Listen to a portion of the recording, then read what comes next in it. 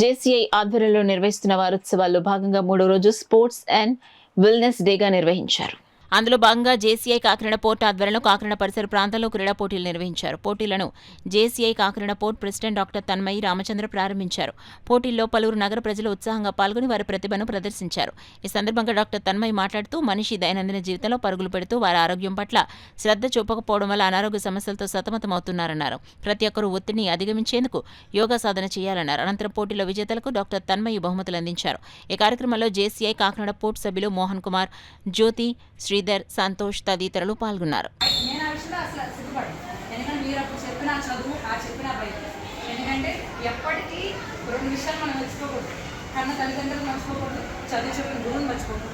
ఈ రెండే మా స్కూల్లో మాకు నేర్పించారు, మా కాలేజ్లో నేర్పించిన ఏదైనా. ఈరోజు నేను డాక్టర్ అని నా పేరు ముందు నేను పెట్టుకున్న చిన్న పదానికి కారణం మీలాగా నాకు చదువు చెప్పిన మాట వచ్చేసారు. వాళ్ళు ఆ రోజు మమ్మల్ని భయపెట్టో తిట్టో కొట్టో ఆ రోజు ఆ చదువు చెప్పడం వల్ల నలుగురితో ఎలా బిహేవ్ చేయాలి, ఒక మంచి దారిలో మమ్మల్ని పెట్టడం వల్ల ఈరోజు సొసైటీలో మాకు ఇలా 10 మంది మమ్మల్ని గౌరవించే స్థాయికి మేము ఎదిగాం. So thank you teachers, thanks.